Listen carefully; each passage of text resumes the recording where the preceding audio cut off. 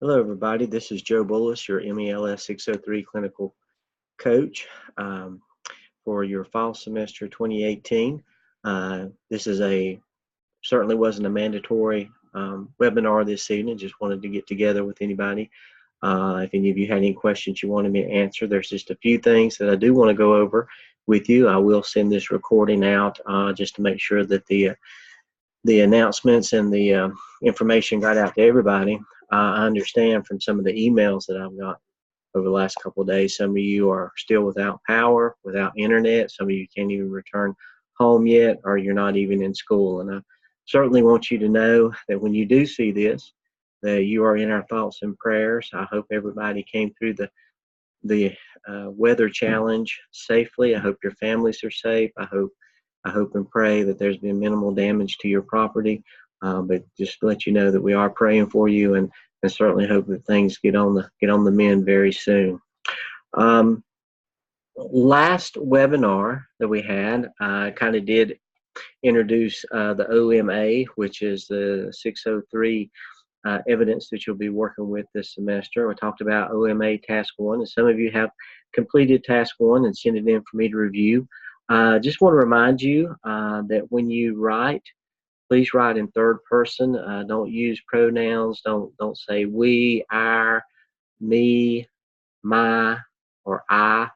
Please eliminate all those and write it from a third person, just to be more objective about your narrative, just more professional written, and stay away from those pronouns.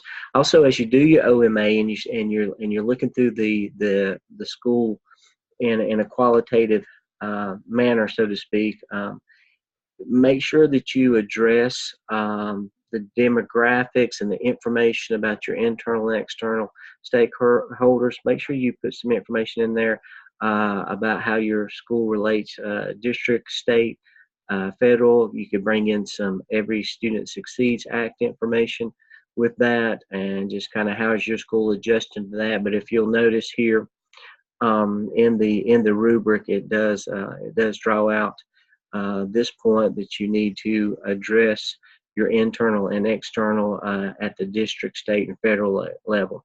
And if you go ahead and start focusing in on what your school does in regards to exceptional children, how it trains teachers, maybe in the way of IEP meetings, or professional development, or how the EC classes are scheduled. That's going to come out more in Task 2, but that's certainly some of the laws, a lot of the federal programs, Title 1, Title 2, Title 3, Title 4, they certainly would address the federal context that's highlighted here in your rubric. So keep that in mind.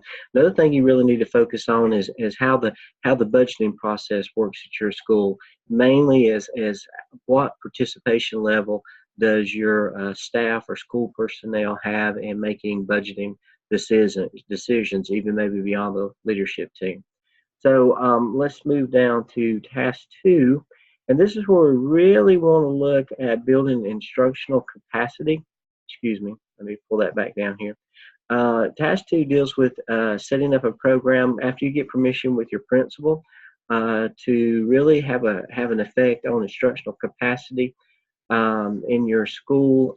You need to have kind of a program proposal or an approved proposal. That would be another good place for an artifact, authentic documentation that you've got permission from your principal to work with this. And this is where you can really certainly focus in on exceptional children, the laws dealing with exceptional children, how that's scheduled, and is there any gap as you look at the school and you look at it in OMA Task 1 and what you've done with the ABSL and APTL. Is there any gaps that can be addressed there, maybe in EC scheduling? If you're involved in RTI, which I know a lot of people now are doing the MTSS. If you're doing MTSS implementation, this would be a perfect way to to bring that in as far as exceptional children or your other special populations is talk about that multi-tiered system of support and how that works in your school. And is there any professional development that you can do? Any suggestions that you could have to build instructional capacity in that? Do keep in mind that in doing that, it's just based on your available data. And once again, you need to pay attention to federal, state, and local compliance matters. And that certainly a lot of the special populations deal with that. So read this. If you have any questions, or if you have any questions whatsoever, feel free to give me a shout. You can call me on my cell phone, or you can email me, and I'll deal with your questions individually. One other thing I do want to remind you of in task stream. This semester in MELS 603, of course, you'll be submitting for evaluation the OMA, but you'll also be doing School of Ed dispositions. You haven't done that since you did the APSL in MELS 601. Remember, in 602, you did the APTL, didn't have anything else to do. But in 601, you had your evidence, then you had a competency analysis, and then you had the School of Ed dispositions. You will be doing the School of Ed dispositions again in 603. You will not do another competency analysis until 605. But, however, you still need to go to your folio, pull up your competency folio, and look through and address these competencies, looking at each competency, and wherever the OMA fits in this, whatever artifact the OMA fits in, submit your artifacts there, your authentic documentation, screenshots, things of that nature.